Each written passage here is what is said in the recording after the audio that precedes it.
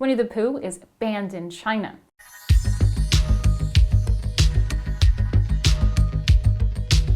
I read today that the new Winnie the Pooh movie, which sees the cartoon bear come to life in a real, non-cartoon movie, won't be aired in China. The country's film authorities have banned the movie, with sources suggesting it's a result of the Chinese government censoring Winnie the Pooh over claims that he looks like the president. Winnie the Pooh has become a symbol of resistance for critics of China's government, resulting in the government cracking down on the use of his image. Authorities started blocking pictures of the bear on social media last year. We experience censorship here in the West. It's done by the corporations and big tech, but government censorship to this extent is something pretty unheard of in the US. But that's what the far left want. The left praise the censorship of conservatives, and the right through social media, most recently the censorship of InfoWars. And they vote for Democrat candidates who promise to continue censorship via the state. But what does censorship and state control really mean? Well, during Mao's Great Leap Forward, farms were taken under state ownership, resulting in famine.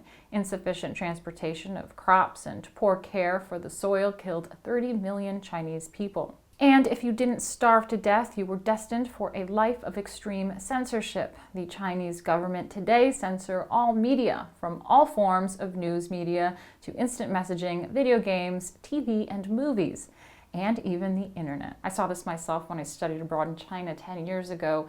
The young students there didn't even know their own history or culture prior to communism. They didn't know things about Confucius or any sort of things like that about their own culture. They totally rewrote history. They taught them only certain things in the schools. They had book burnings and really controlled exactly what they were taught about China. And it was only pro-communism China that they knew about.